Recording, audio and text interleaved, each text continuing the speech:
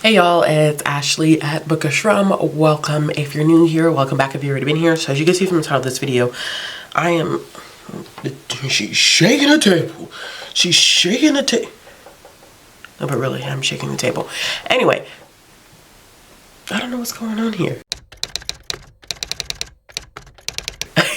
But I am here to talk about some new releases that I think that you should check out that are releasing in April.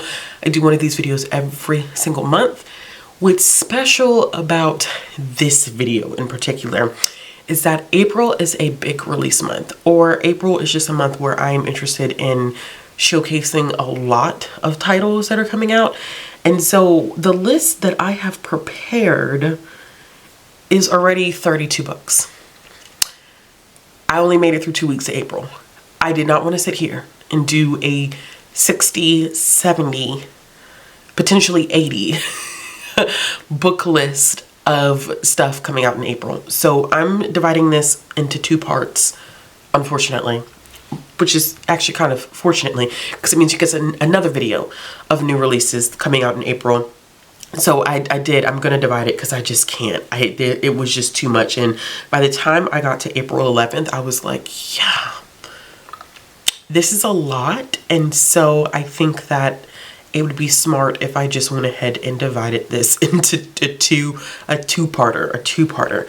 So we're going to go ahead and jump in. If you've never seen one of these videos before, first of all, I will link some of them in the card symbol above because I have one for January, February, and March.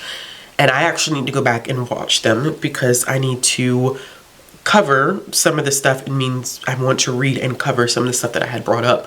I've been doing a decent job, picking out the things that are like very, very high priority.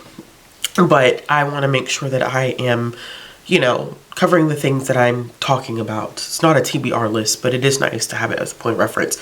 But the only thing that I do is I mention the title and give a brief summary.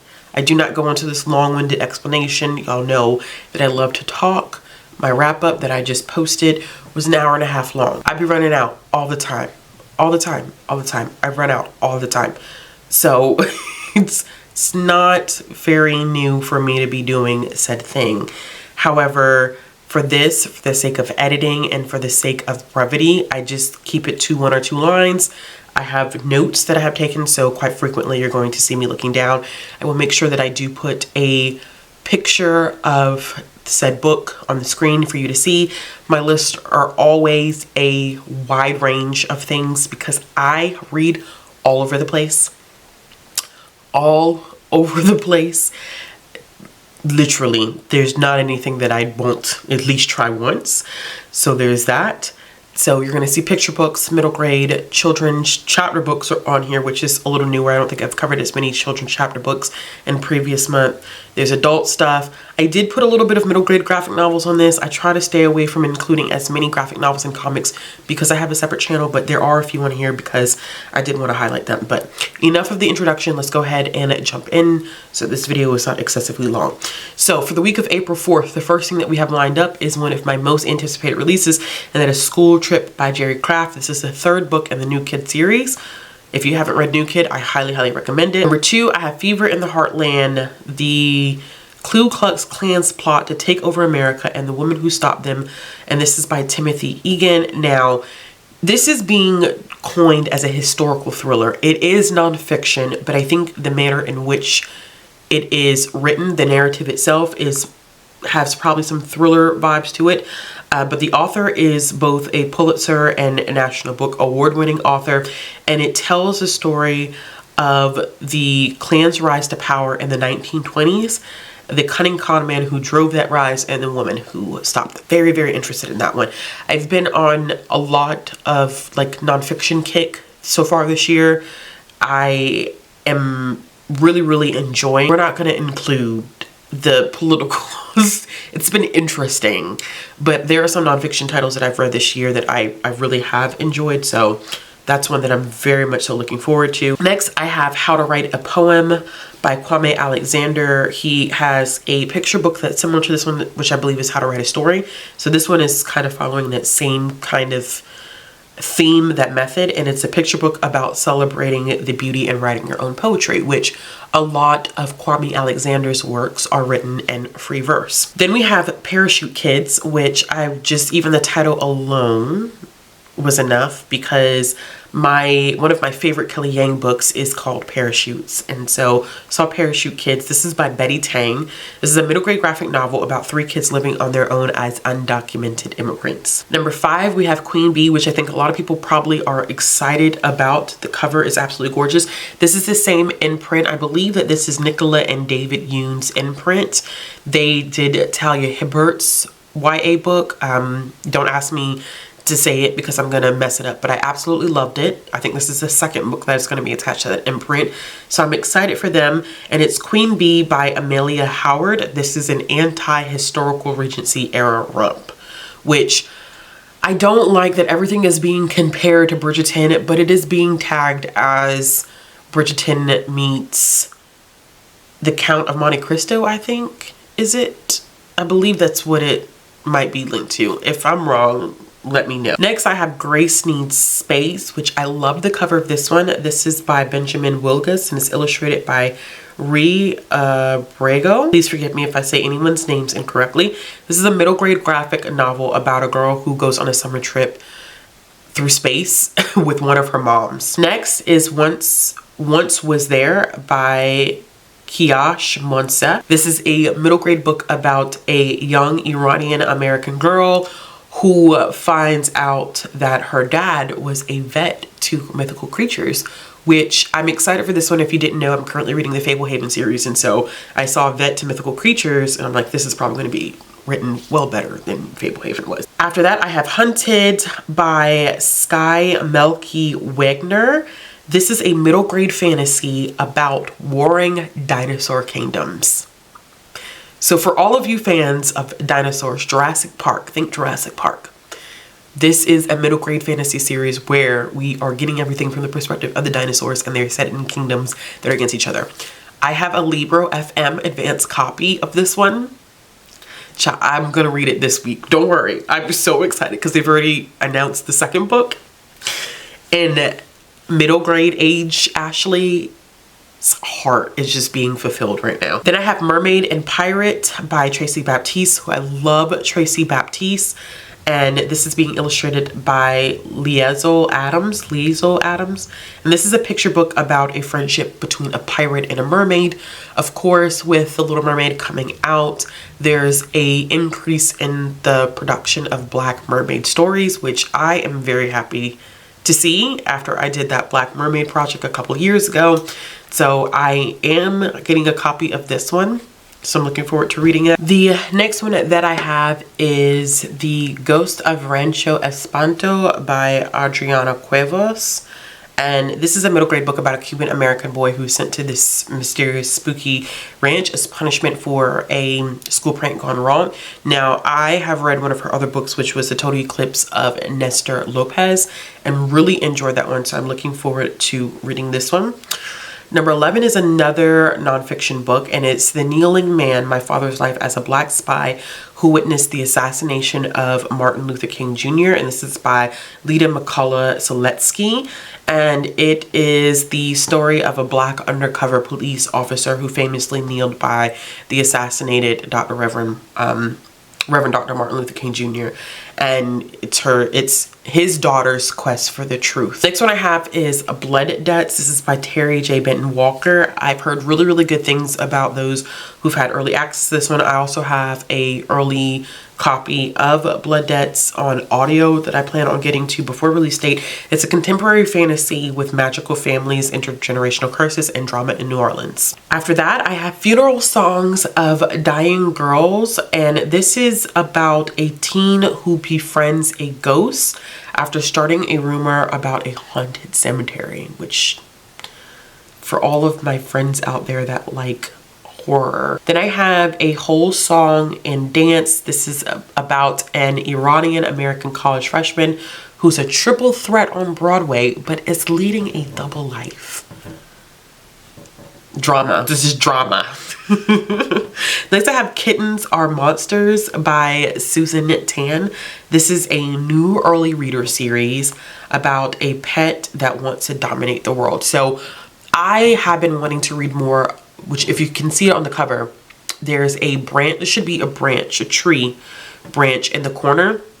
Scholastic has these books called branches, which are very early readers. So think beyond a level reader, but not exactly ready for a full-blown chapter book just yet. So I would say anywhere from ages maybe 6 to 7. And they're really, really interesting. I have one that's checked out, Layla in the Box, that I plan on reading relatively soon. But this one just really caught my attention because it's about a pet that wants to dominate the world.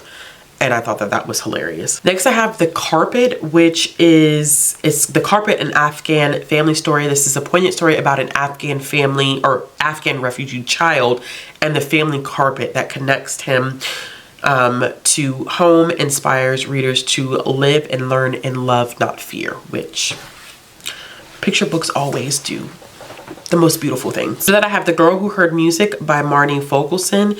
This is a true story of award-winning pianist and environmental activist Mahane Teeve and the beloved island she is helping to save, which I am classically trained to play the piano, and that's what caught my attention about that one. And then the last one that I have for the first week of April, April 4th, is Last Fight by Kristen Mai Gyung, illustrated by Dao.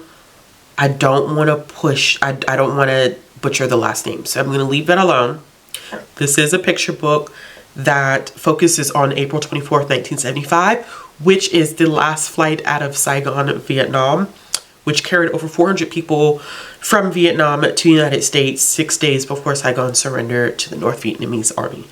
So I have not seen a picture book that specifically focuses on that, so I'm really, really excited to pick that one up. And then for the week of April 11th, the first one we have, which you would think that after I just talked about Waco in my last video, that I would be sick of David Koresh, but I'm not. I am wanting to read more about David Koresh.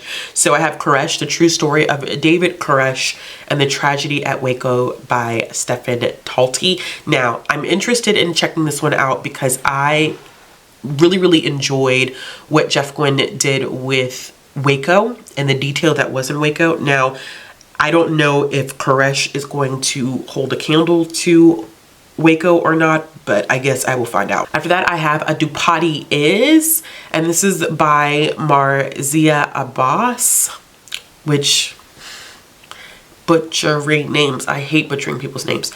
This is a lyrical and charming picture book celebrating the dupatta, a traditional shawl worn in South Asian cultures. The next one I have is one that I actually have a physical arc of that's on my shelf that I plan on getting to before middle grade March is over with. And shout out to the author for sending me a copy. I really appreciate you.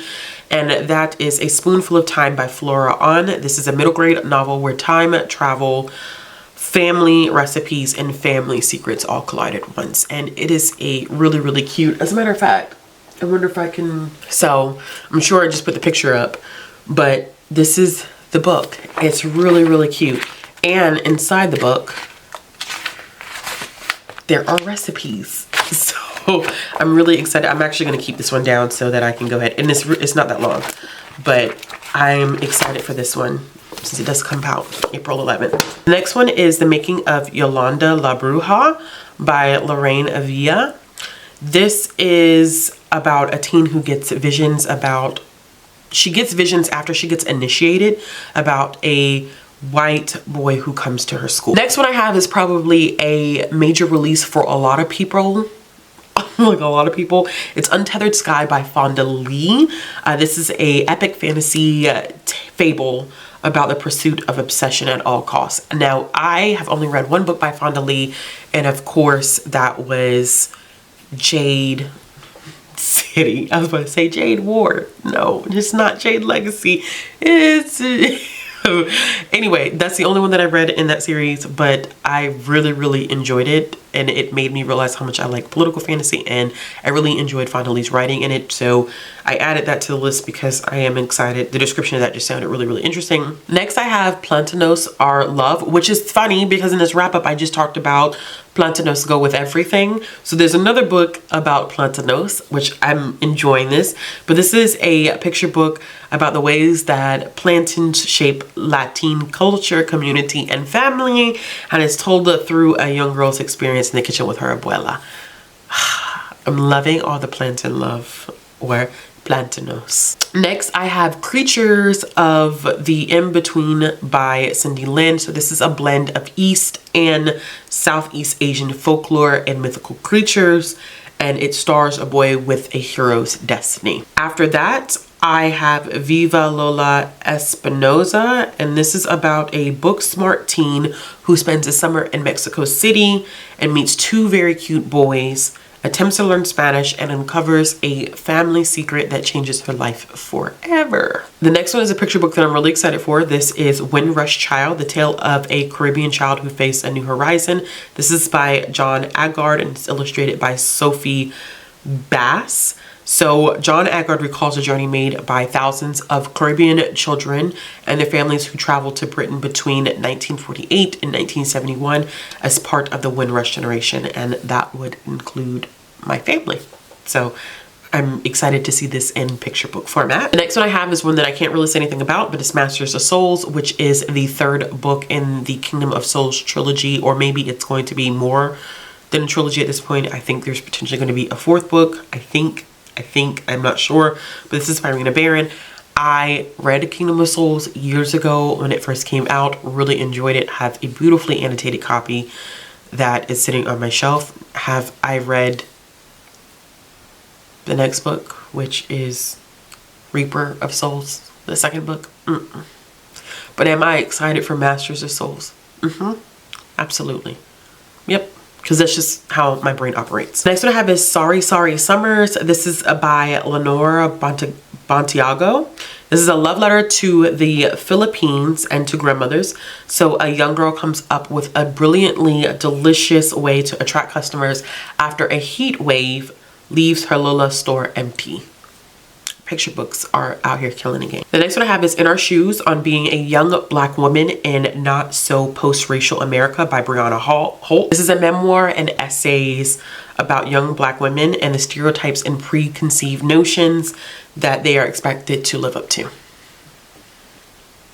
Child, I know this is going to be a tough read for me. I know it is. I know that it's going to be a tough read, but I feel like it's a necessary read. So that's why it's on my list.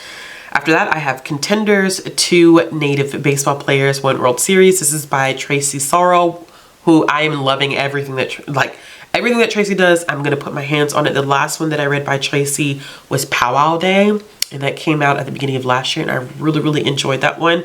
And this is illustrated by Aragon Starr. It's the true story of John Myers and Charles Bender, who in 1911 became the first 2 Native pro baseball players to face each other, to face off in a World Series.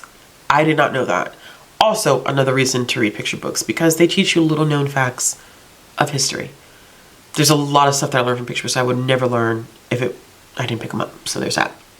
And the last one that I have on this list is Naming Ceremony by Sina Wedlick, illustrated by Janine Mohammed. It is a sweet sibling story all about making family traditions here. All right, y'all, so those are the 32 new releases that I have for the first half of April. Let me know if there are any books coming out in April that you are looking forward to. As always, if you like this video, give it a thumbs up. If you want to see more content from me, click the subscribe button and hit the bell for notification. As always, if you are looking to follow me on social media or looking for ways to support the channel, all those links will be down in the description box below, and I will be back with another video soon. Hopefully part 2 will be up sometime next week. Fingers crossed. Bye.